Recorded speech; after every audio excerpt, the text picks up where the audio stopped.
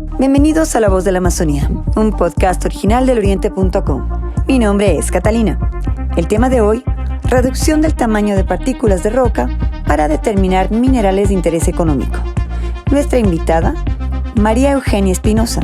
Ella es ingeniera química, quien ha trabajado en el área farmacéutica y actualmente en el Instituto de Investigación Geológico y Energético en el Laboratorio Químico.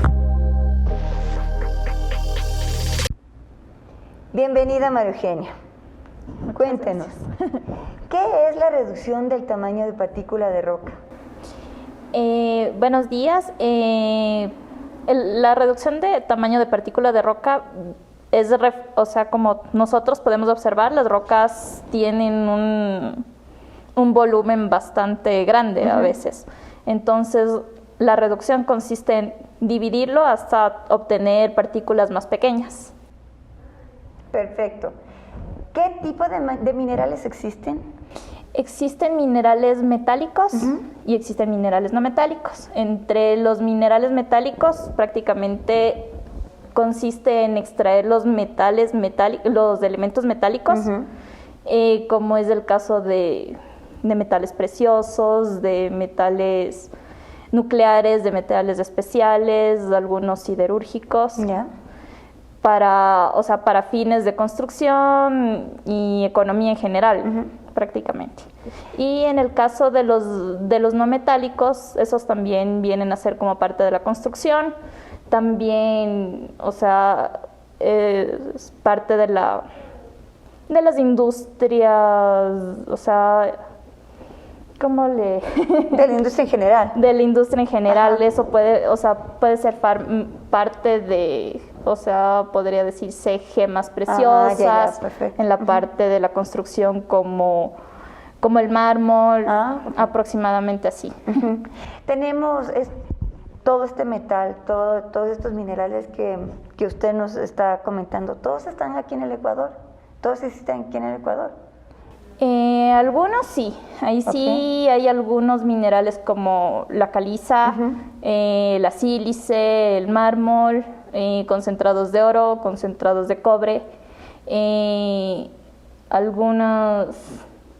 la bentonita, arenas ferruginosas, entre otras más o menos las que se explotan de alguna manera aquí en Ecuador. ¿Y cuál es lo que se extraen aparte de esto? ¿Algunos otros o solamente estos? En general son los principales los que se extraen, pero de ahí incluso pueden encontrarse yacimientos de algún otro mineral, los que se pueden seguir extrayendo. ¿Cuál es el tamaño adecuado de la partícula para el análisis de laboratorio? ¿Cómo hacen un análisis de laboratorio para una partícula? Prácticamente el tamaño de partícula puede variar, depende del análisis que se vaya a realizar. Está entre 20 micrómetros y prácticamente 2 milímetros el tamaño de partícula en general. Pero, uno inicia triturando la muestra. Después podría decirse que pasa a un molino y después a un pulverizador. Y con eso se va reduciendo cada vez más el tamaño de partícula. ¿Y cuáles son las principales ventajas de reducir el tamaño de la partícula? Primero que existe un aumento en la relación superficie-volumen. Eso quiere decir que mientras la partícula sea más pequeña, va a ser mucho más fácil el calentamiento, algún enfriamiento, alguna extracción, por el simple hecho de ser más pequeña la partícula. También al prácticamente combinar con un proceso de selección, va a ser un poquito más fácil cualquier proceso. Y también, aparte de esto, se puede obtener mezclados, ya que la muestra al estar más reducida es más homogénea, entonces el mezclado va a ser mucho más fácil y va a ser mucho más eficaz la reducción.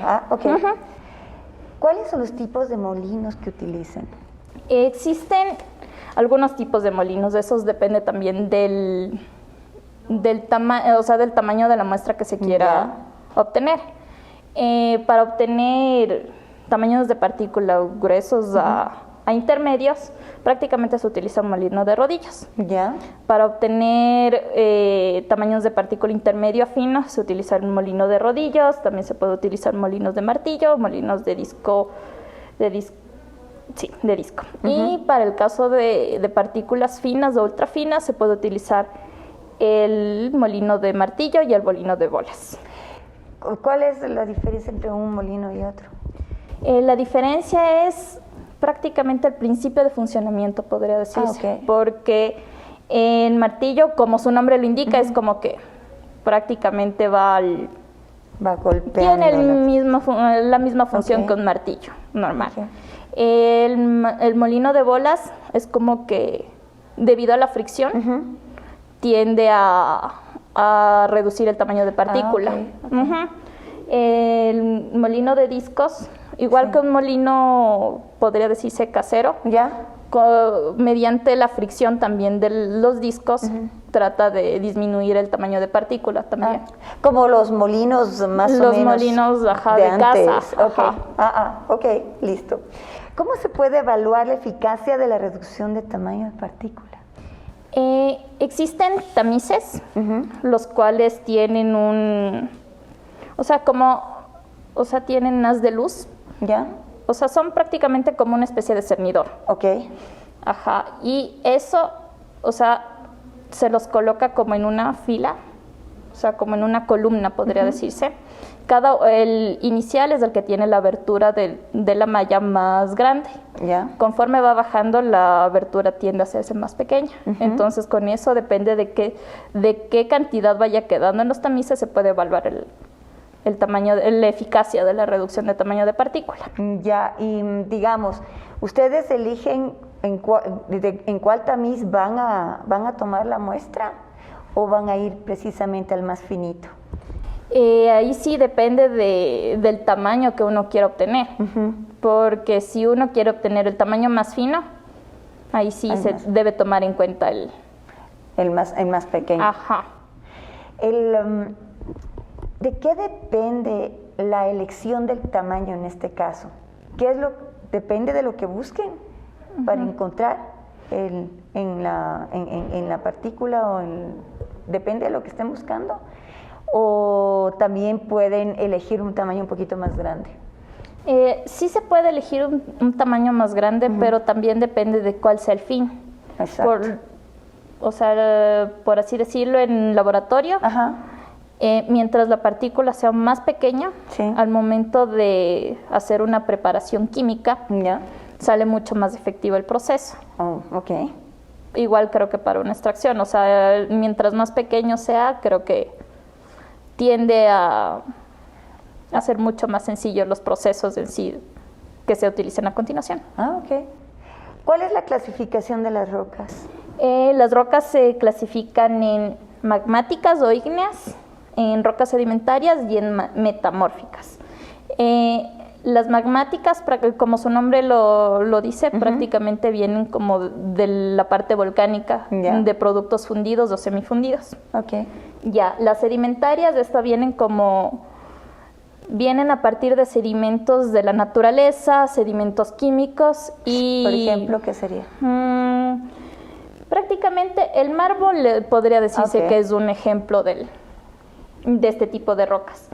Y las metamórficas es como que estas se dan en respuesta a condiciones ambientales como presión y temperatura de las rocas ya existentes, tienden como a que tener cambios debido a estas condiciones ambientales. ¿Es recomendable triturar los materiales húmedos?